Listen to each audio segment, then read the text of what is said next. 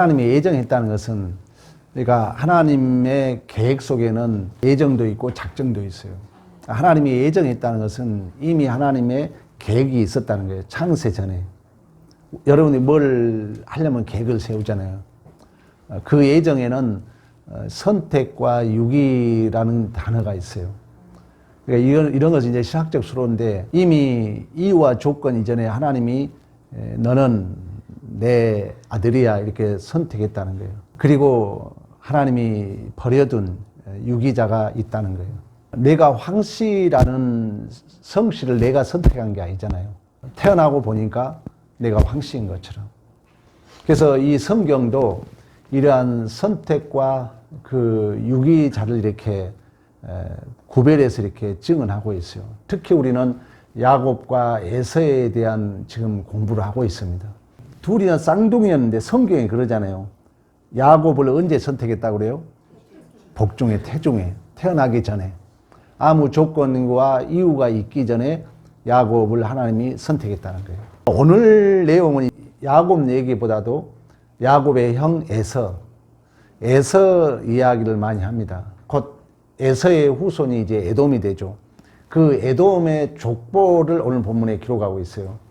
그러니까 한 장 가득 어떻게 이름하고 숫자만 나열된 것 같이 보일 수 있어요. 우리의 삶도 마찬가지입니다. 그냥 우리가 살아가는 것 같지만 그 속에는 하나님의 깊고 오묘한 섭리, 또 하나님의 구속의 역사가 담겨져 있는 줄로 믿습니다. 오늘 에서의 족보에도 그렇다는 거예요. 그러니까 하나님은, 하나님의 통치는, 하나님의 섭리는 서두에 말씀했던 것처럼 선택자와 유기자를 보존해 가요. 바로 심판하지 않고. 그러니까 부정적인 것도 우리에게 이제 배우는 기회가 되는 거죠. 그러니까 하나님은 선택자와 유기자가 있는데 보존해 가요. 통치해 간다는 거예요. 그러나 그 섭리 속에는 이제 구속의 역사, 선택받은 구원받은 자의 역사와 버림받는 세상의 역사를 이제 구별해 간다는 거예요. 이제 마지막 장례식장에 우리가 가보면 또 알잖아요. 이제 소망이 없는 자들은 울고 끝나요. 그러나 우리는 그 죽음이 또다시 부활의 역사를 이루어 간 줄로 믿습니다. 그러면 이렇게 하나님이 선택자와 유기자가 있는데 바로 심판하지 않는 이유는 가라지를 뽑다가 곡식까지 뽑힐까 염려한다는 거예요. 그러니까 여러분 불신자 이 가족들도 하나님이 보존해 가요. 그러나 우리는 최종적 결말이 어떻게 날지 우리가 몰라요. 그러니까 지금 내 주위에 신앙이 없는 것 같지만 그들이 언제 하나님의 또 은혜가 입을지 모르기 때문에 우리는 몰라요. 왜? 구원은 전적인 하나님의 주권에 있는 줄로 믿습니다. 그리고 하나님이 이렇게 오래오래 기다린 이유는 아무도 멸망하지 않고 다 회개하여 구원받기를 하나님은 원하신 줄로 믿습니다. 자, 1절부터 19절 우리가 읽지 않았는데 에서는 자손과 재산의 번성을 이루었어요. 그러니까 세상 사람들도 일반 은총적인 은혜가 있는 거예요. 성경 공부 시간에 일반 은총, 특별 은총 얘기했잖아요. 일반 은총, 일반 계시라고 그래요. 일반 은총이라는 것은 내가 열심히 공부하면 1등 할 수 있어요, 없어요? 있는 거예요. 이것은 일반 믿지 않는 자도 1등 할 수 있다는 거예요. 열심히 내가 돈 벌면 부자가 될 수 있는 거예요. 이건 일반 은총이라 그러는 거예요. 그러니까 믿는 자랑 믿지 않는 자 동일한 거예요. 동일하게 산소를 줬어요. 동일하게 하나님이 우리에게 공기를 줬고, 이게 일반 은총이에요. 그러니까 이렇게 세상 사람들도 부유하고 번성한 게 보인 것 같지만 아까 서두에 말씀했던 것처럼 에서는 이미 창세기 우리 공부했잖아요. 하나님이 야곱을 복중에 선택했다는 거예요. 에서는 이미 하나님의 언약 밖에, 은혜 밖에 있는 줄로 믿습니다. 그러니까 에서의 삶은 처음부터 장자의 명분을 뭘로 팔아먹어요? 팥죽 하나에. 그러니까 우선순위가 틀린 거예요. 택함 받은 자들은 하나님의 통치 안에 있기 때문에 항상 우선순위가 누구예요? 하나님이 되는 거예요. 지금 이제 믿음이 약한 사람들은 그게 잘 안 되겠지만 우선순위가 하나님이에요. 저는 우선순위가 하나님이에요. 미안하지만 우리 목회자 마음은 그래요. 가족보다도 우리 집보다도 우선순위 하나님이에요. 저는 뭐 교회 일을 하기 위해서 전 재산을 2번이나 들여봤어요. 전부를. 그러니까 왜? 우선순위가 하나님이기 때문에. 주의 종이잖아요. 목회자는 하나님의 종이니까. 또 우리의 삶도 마찬가지입니다. 그러나 은혜 밖에 있는 자는 우선순위가 뭐가 되겠어요? 누가 되겠어요? 내가 되는 거예요. 그래서 이 에서는 배고프니까, 그리고 에서는 우리 야곱과 공부했잖아요. 자기의 공로를 근거로 살아가는 거예요. 그래서 이제 성경 공부를 해 오신 분들은 알겠지만 팥죽 한 그릇에 그 장자권이라는 것은 하나님의 자녀되는 권세를 팔아먹었다는 거예요. 당장 보이는, 눈앞에 보이는 그 유익을 위해서. 그러니까 에서는 그런 의미에서 하나님의 언약 밖에 있다. 은혜 밖에 있다. 신학적 수로 말하면 유기자다. 선택을 받지 못한 자다. 선택을 받지 못한 자는 은혜가 없기 때문에 오직 자기의 공로와 자기의 조건과 자기의 열심으로 살아가는 거예요. 그러니까 자기 조건과 자기의 열심으로 살아가는 데 더 복 있는 것 같지만 은혜가 없다는 거예요. 은혜가 없어요. 그러나 하나님의 은혜는 100배, 60배, 30배인 줄로 믿습니다. 결혼도 마찬가지예요. 결혼도 오늘 2절에 그러잖아요. 야곱은 선택을 받은 자이기 때문에 어쨌든 하나님의 언약 안에서 결혼하려고 브엘세바에서 하란까지 약 900km가 된다고 그래요. 엄청난 거리죠.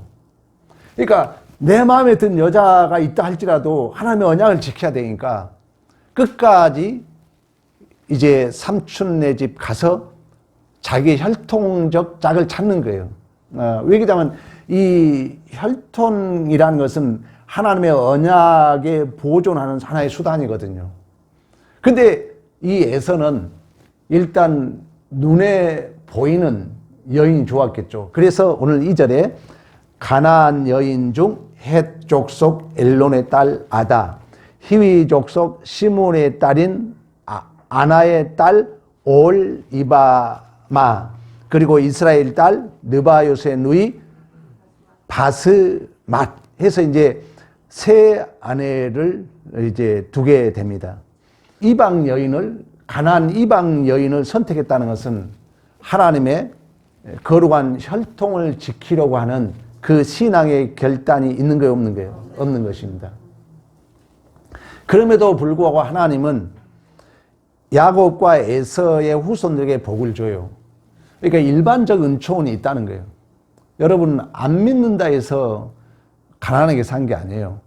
믿는 자는 믿지 않는 자나 일반 은총은 여러분들 꼭 알아야 돼요. 다 부자로 살 수 있어요. 공부 잘할 수 있어요. 일반 은총적인 부분은 똑같이 이 땅에서 하나님이 내버려 둔다는 거예요. 부유하게 살 수 있어요. 그래서 오늘 본문에 이제 7절에 야곱과 에서의 후손들은 소유와 풍부하게 함께 거주할 수 없게 되었다 그래요. 그리고 아브라함과 누가 그랬어요? 롯이 그랬잖아요. 이제 가축들이 많아지니까 한 군데 살지 못하잖아요. 그때 아브라함이 롯에게 네가 남쪽 하면 나는 동쪽하고 네가 동쪽 하면 나는 남쪽 선택하겠다. 근데 롯은 우선 화려해 보이고 좋은 어디를 차지해요? 소돔과 고모라를 선택하죠.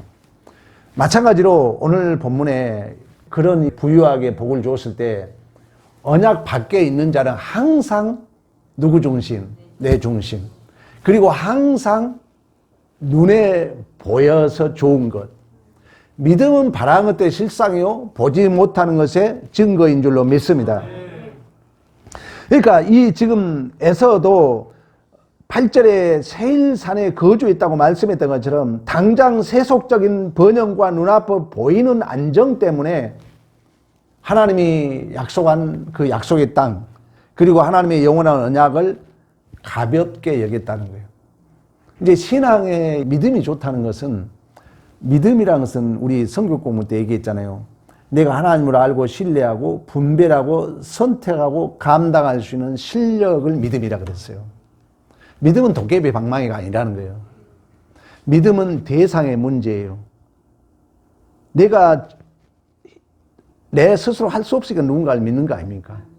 그러면 하나님을 믿는다는 것은, 하나님의 약속을 믿는다는 것은 내가 그를 신뢰하고 믿고 내가 선택해야죠. 분별해야죠. 그리고 선택했으면 그 책임까지 감당할 수 있는 실력까지를 믿음이라 한다는 거예요.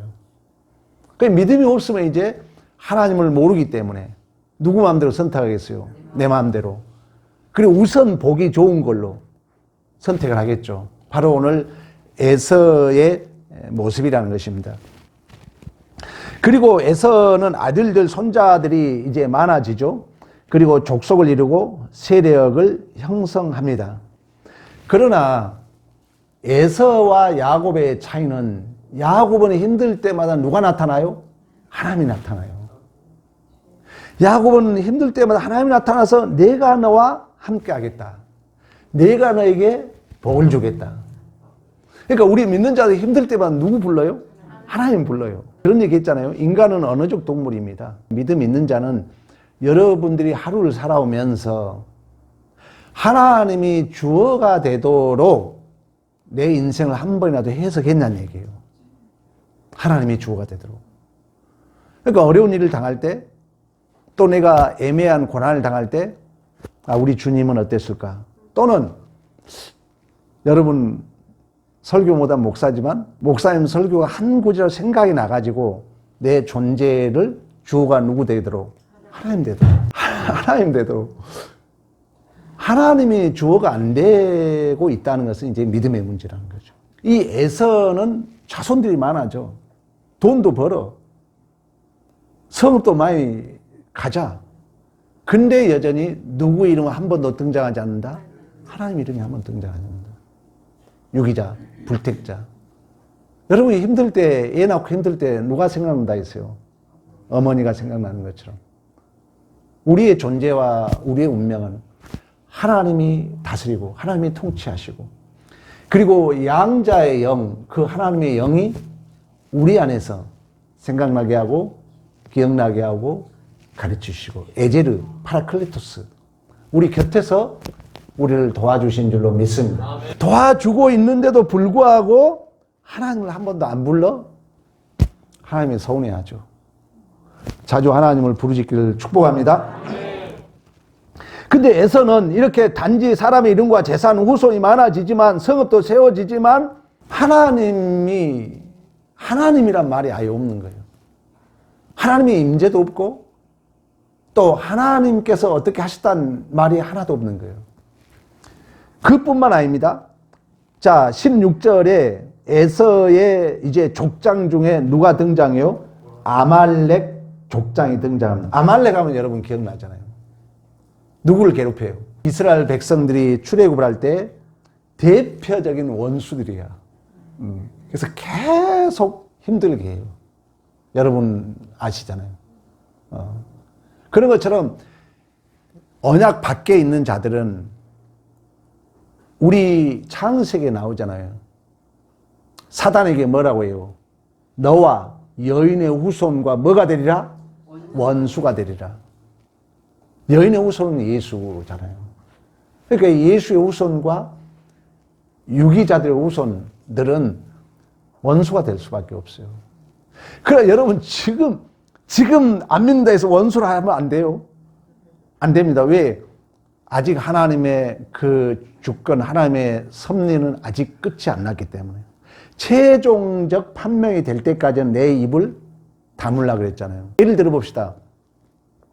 사울이 예수 믿는 자를 죽이로. 근데 나중에 그가 변하잖아요. 그런 것처럼 여러분 주위에 아직 여러분을 핍박한다 해서 원수로 생각하면 안 돼요. 하나님이 그들도 언제 변화시킬지 모르는 줄로 믿습니다. 그리고 에서의 족장들은 하나님 없이 스스로 왕이 된 자들로서 자기의 이름을 따서 가문과 영토를 세웁니다. 자기의 이름을 높이는 거예요. 자기의 이름을 높이면 창세기에 또 뭐가 생각나요? 우리 이름을 높이자. 그렇죠. 바벨탑이죠. 그러니까 하나님이 없는 세상은 오직 자기 성을 쌓는 거예요. 이걸 야곱에서 보여주죠. 근데 야곱은 하나님의 선택받은 자이기 때문에 변하는 거예요. 하나님이 없는 자들은 오직 자기의 성을 쌓는다는 거예요. 이걸 윤리도덕주의다 저는 정의를 해줬어요.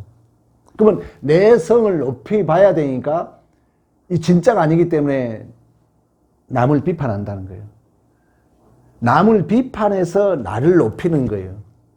이걸 야곱으로 얘기하면 제가 도둑놈의 소굴이라 그랬잖아요. 그러니까 세상은 그런 원리야. 근데 그 속에 내 마음에 남는 건 뭐라고요? 아픔과 상처뿐이라는 거예요. 금요일 날입니까? 그 우울증에 대한 얘기를 올려놨어요. 우울증은 두 가지입니다. 의학적인 문제, 정신적 문제. 여러분 설교를 들어보시고 궁금한 건 저한테 문의하세요. 우울증 치료 환자들도 분별을 해줄 수 있어요. 우울증이라는 것은 내 안에 언어와 행동이 느려지는 거예요. 내 안에 내 소망이 없는 거예요. 내 자신, 세상적 비춘 내 자신이 싫은 거예요. 그러다 보니까 내 자신을 내가 혐오하다 보니까 내가 언어가 격발이 안 돼. 또 내 행동이 격발이 안 되는 우울증이에요. 근데 여기에 새로운 이제 수혈, 새로운 언어적 구조, 새로운 공기를 넣어주면 돼요. 하나님 말씀, 예수 넣어주면 돼요. 그래서 혹시 여러분 주위에 우울증 환자가 있으면 대화를 자주 해야 돼요. 왜? 그들은 이 소망이, 욕망이 격발되지 않는 거예요. 욕망이 느려진 거예요. 그러니까 아무것도 싫은 거죠. 오직 방법은 뭐냐? 거기에 새로운 수혈을 해줘야 돼요. 정신분석학적으로는 그래요. 그러니까 혹시 여러분 주위에 있는 자들은 내버려 두면 안 돼요. 야, 교회 가자. 교회 데려오거나 같이 성경을 읽으면서 대화를 해줘야 될 줄로 믿습니다. 이처럼 이 에서의 후손들은 자기 이름을 근거해서 결국 성읍을 세웁니다. 우리가 바벨탑에서 그러잖아요. 우리가 꼭대기까지 썼자. 그래서 누구 이름 나타내자? 우리 이름을 나타내자. 그러나 아픔과 상처 속에 살아간다는 것입니다.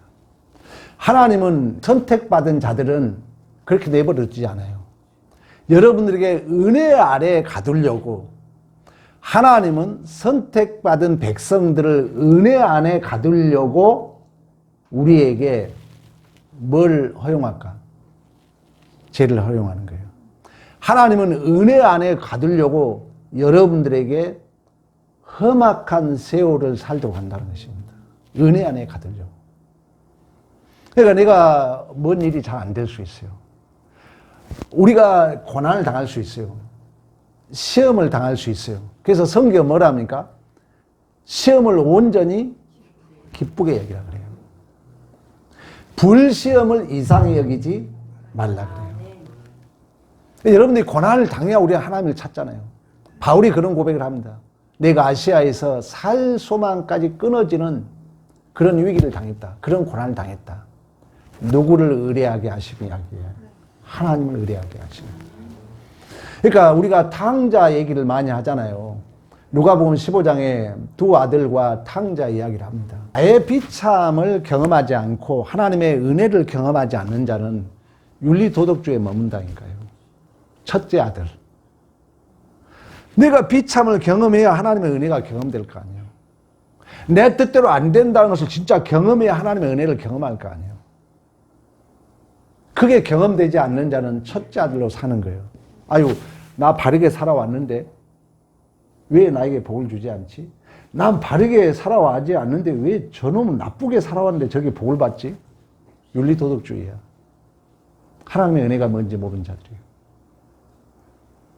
그래서 야곱이 뭐라고 그래요? 내 인생을 어떻게 살아왔다 그래요? 험악한 세월. 그래서 해석의 문제라니까. 인생은 해석의 문제예요. 내 인생의 무게가 어떤 사람은 100kg, 어떤 사람은 60kg가 될 수 있어요. 그러니까 해석을 잘하면은 마이너스가 아니라 플러스 인생이 될 줄로 믿습니다. 해석을 할 줄 모르면 그 수고하고 무거운 짐을 내가 지고 있는 거예요. 그래서 말씀을 바로 들으면은 내 존재의 인생이 해석이 되기 때문에 수고하고 무거운 짐이 없어지는 것이 아니라 마음의 쉼을 얻게 되는 줄로 믿습니다. 그러나 여러분이 꼭 기억해야 돼요. 이렇게 언약 밖에 있는 자는 항상 하나님을 찾는 게 아니라 사람을 찾고, 항상 하나님을 찾는 게 아니라 세상적 방법을 동원한다는 거예요. 그래서 오늘 이제 20절에서 30절 에서의 후손들은 세일의 사람들이 인간들과 결합해서 세속의 왕국을 세웁니다. 그러나 하나님은 그 하나님 나라를 언약의 씨를 통하여 세운 줄로 믿습니다. 그래서 20절 보면은 로단, 소발, 시부온, 아나, 디돈, 에셀, 다산, 이러한 이름들은 세속적 권력의 족장들입니다. 이처럼 에서의 가문은 표면적으로 보면 번성하고 세력을 이루며 왕가에 나가지만 하나님의 언약을 떠난 결과 세속 왕국을 세우고 또 인간적 영광을 추구하는 눈앞의 현실만을 선택하는 신앙의 타락을 상징하고 있는 것입니다.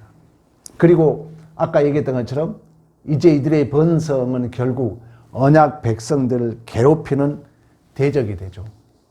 그리고 결국은 이제 그 에돔이란 나라는 영원히 역사 속에 사라집니다.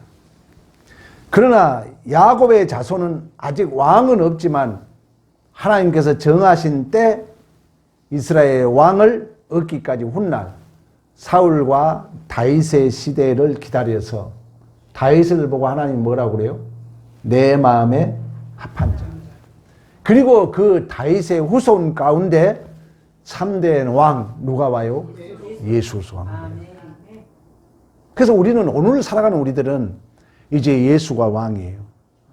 내가 하나님 백성으로 산다는 것은 하나님 나라라는 개념은 뭐라 했어요? 통치 개념이라는 거예요. 하나님 나라 바실레시아 원어를 해석해 보면 통치, 다스림 이렇게 해석이 되어 있어요. 하나님 나라. 내가 하나님 백성으로 산다는 것은 하나님이 내가 대한민국에 산다는 건 뭐예요? 주권. 나는 헌법의 지배를 받고 사는 거예요. 법을 지키는 거 아닙니까? 법을 안 지키면 그건 우리나라 사람이 아니죠. 하나님 나라도 마찬가지야. 그래서 하나님 나라는 통치의 개념이다. 이걸 알아야 돼요. 그 왕이 예수다. 그러면 이 하나님의 법을 잘 지키면 내가 누구 닮아야 돼요? 예수 닮아야 된다는 거예요. 왜? 예수의 나라니까. 예수가 우리의 머리니까. 우리 예수의 유기체니까. 그러면 내가 유기자냐 선택자냐의 그 열매는 그렇게 나타나는 거예요. 내가 예수 닮고자 사는 사람은 그 사람은 선택자야. 왜? 선택에서 벗어난 자들은 세상 사람과 협력해서 세상 나라를 세운다는 거예요. 세상 나라는 같이 협력하는 것 같지만 오직 누가 왕이 돼야 돼? 내가 왕이 돼야 돼요. 혼돈이야, 어둠이야. 그러니까 같이 모였는데 친구끼리 모인 것 같지만 누가 왕이 돼야 돼? 내가 왕이 돼야 돼요. 그러니까 뭐만 남겠어요? 아픔과 상처. 이제 다 나와요. 여러분들 꼭 기억해야 됩니다. 하나님의 언약 백성보다, 그러니까 눈으로 보면은 하나님 나라는 보여, 안 보여? 안 보인 것 같아요.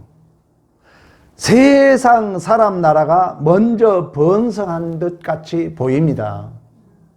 그러나 시간과 역사의 주인은 하나님이신 줄로 믿습니다. 여러분, 성경은요, 죄의 비참과 예수의 은혜라는 이중구조, 반전, 중첩됨을 여러분이 꼭 기억하라 그랬잖아요. 그래서 우리가 신앙의 여정 속에 때로는 이런 질문을 가질 수 있어요. 왜 악한 자는 이렇게 번성하는데 왜 믿는 사람은 고난을 이렇게 당해야 되지? 이런 질문을 가질 수 있어요. 왜 세상은 저렇게 빨리 번성하고 있는데 왜 하나님 일은 이렇게 늦어질까? 이런 질문을 가질 수 있어요. 선지자 중에 누가 그런 질문을 갖죠? 소선지자 중에 의인은 믿음으로 사는. 그래도 몰라? 누구예요? 의인은 믿음으로 말미암아 살리라는 것 같으리라. 하박국이잖아, 하박국. 무화과나무에 소출이 없고 외양간에 소가 없을지라도 여호와로 말미암아 기뻐하고 여호와로 말미암아 즐거워하리로다. 하박국이 살아갈 때는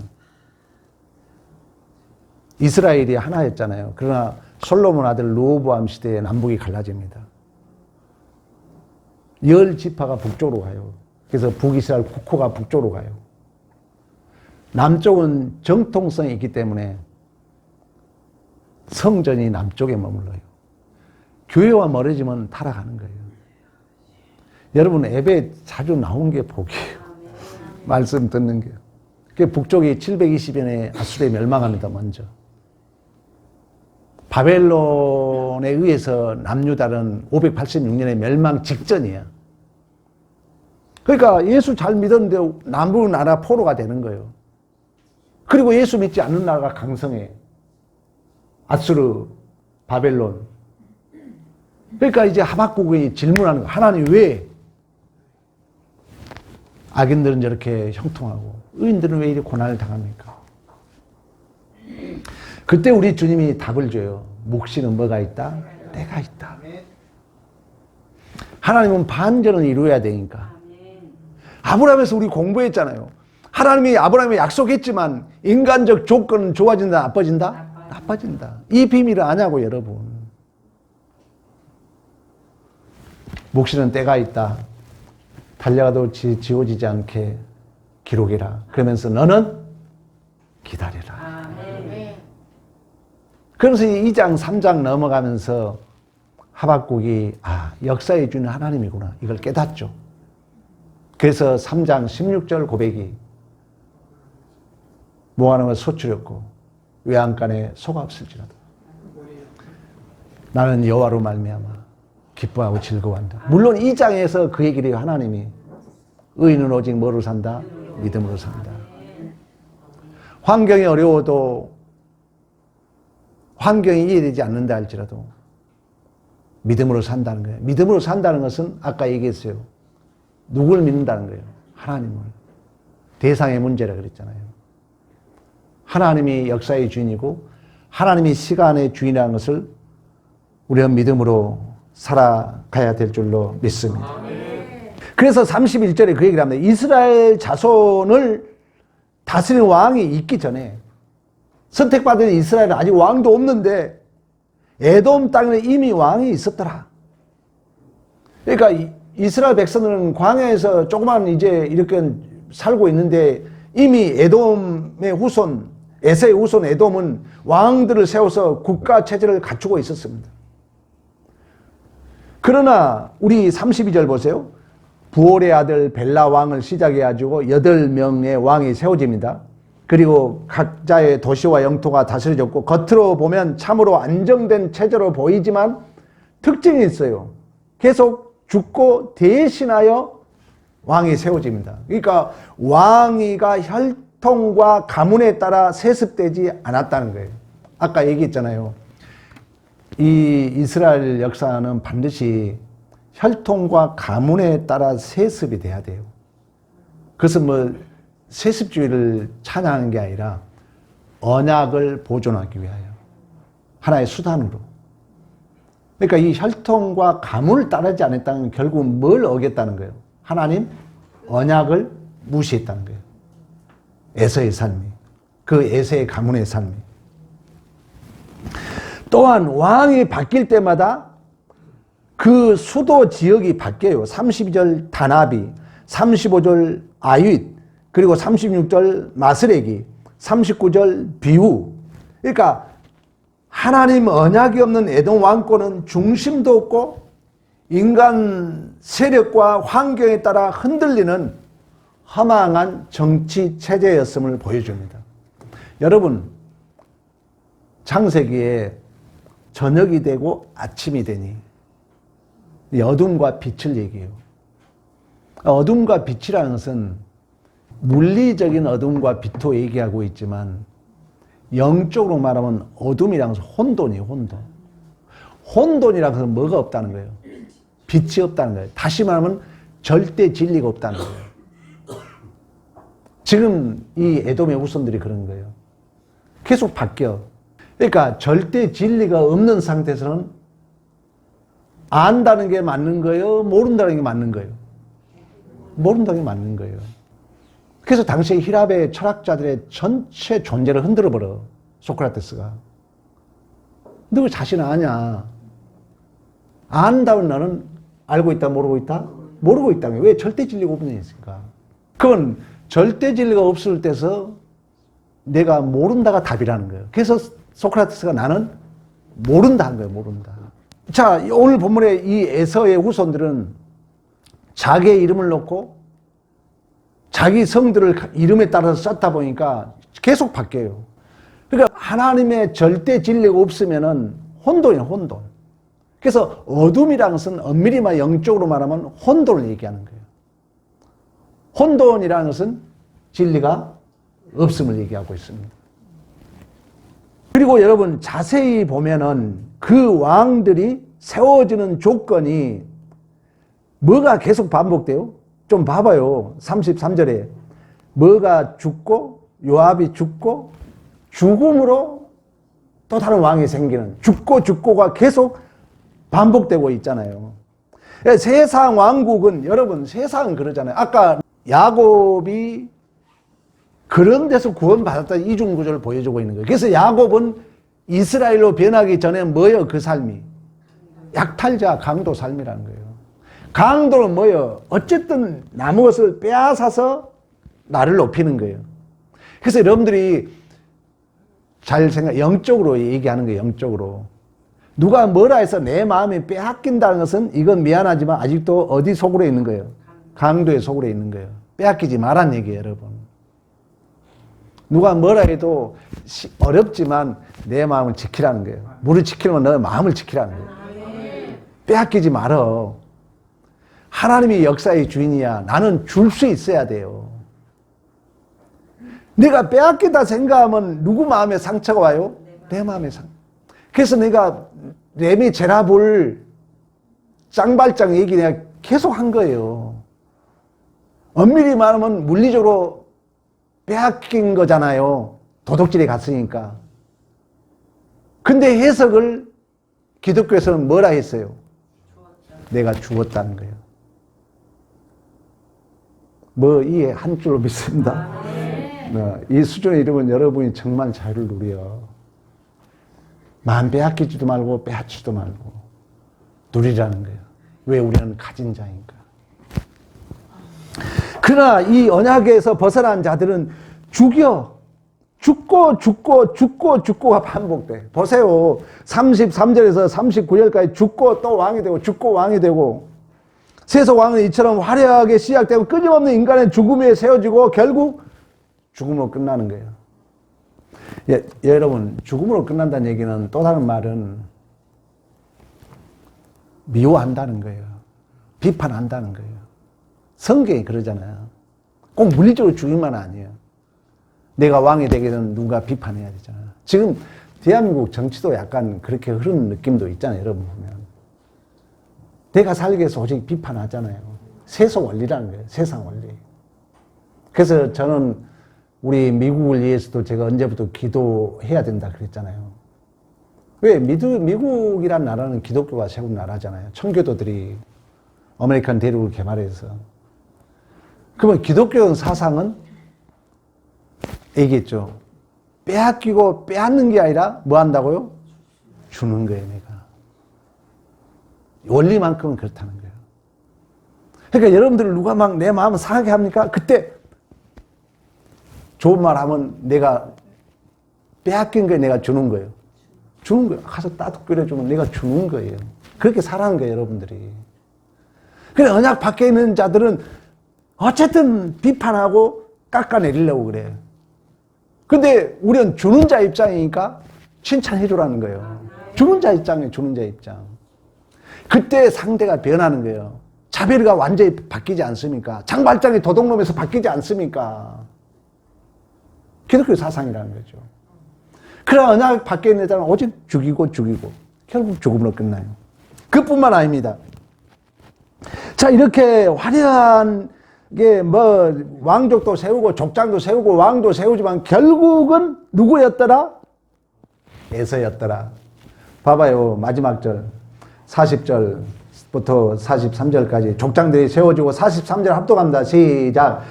마디엘 족장, 아랍 족장이라 이들은 구역과 거처를 따라 에돔 족장이며 에돔의 족속의 조상은 에서더라. 에서는 언약 밖에 있는 자. 에서의 특징은 오직 누구의 공적을 쌓아서 살아가? 나의 공적. 아버지에게 그 뭡니까? 고기 잡아다 바쳐서 자기의 정체성을 증명하는 거예요. 이건 세상 시스템이라는 거죠. 세상의 체계, 세상의 응시, 세상의 거울, 세상의 이력서, 세상의 언어적 구조. 그래서 우울감먹는 거예요. 여러분들이 마음에 소극적이고 우울적인 건 다 뭐냐? 속고 있는 거예요. 그 세상적인 거에 나도 은근히 그 믿음이 없으니까 방어적 응시자로 나도 이렇게 잘 되고 싶어. 나도 좀 나타내고 싶은데 안 돼. 그러니까 내 언어적과 내 행동이 느려져. 내 욕망이 느려져. 두려움과 염려, 우울감이 오는 거예요. 치료할 수 있는 길은 뭐냐? 말씀 바로 들으라는 거예요, 이 말씀을. 어둠의 항아리라고 그래. 정신 분석하기서. 빛이 들어와야지. 너는 그런 존재가 아니야. 너는 에서의 삶이 아니야. 너는 은혜로 사는 사야. 모든 걸 매놓고 보이는 교회야. 하나님이 역사의 시간의 통치자야. 그분이 우리 아버지야. 이런 새 언어를 수혈해줘야 수혈. 집어넣어줘. 내가 우리 형 살렸잖아요. 죽은 혈액암 내 피 줘서 뭘 바꿨어요? 혈액형을 바꿨어요, 제가. 살린 거예요. 우리가 그 역할을 해야 된다. 여러분들이. 그랬을 때 망우동 지역에 10분의 1을 감당하는 우뚝 서는 교회가 될 줄로 믿습니다. 세상은 여러분 언제나 하나님 백성보다 앞서 나가는 것처럼 보입니다. 그러나 역사와 시간의 주권은 하나님께 있는 줄로 믿습니다.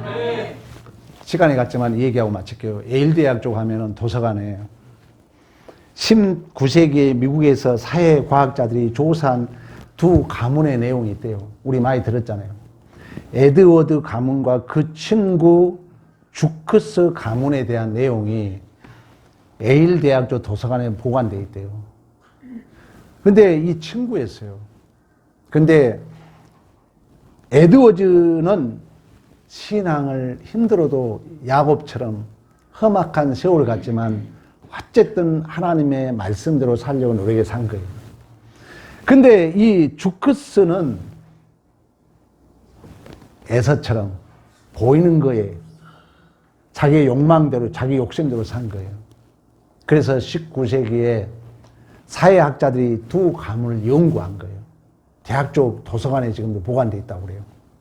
근데 에드워즈 가문은 1394명이 인물이 나왔대요. 그 중에 대학 총장이 13명, 교수가 65명, 목회자 선교사가 100명, 저명한 작가가 60명, 상원 의원이 3명, 미국 부통령이 1명.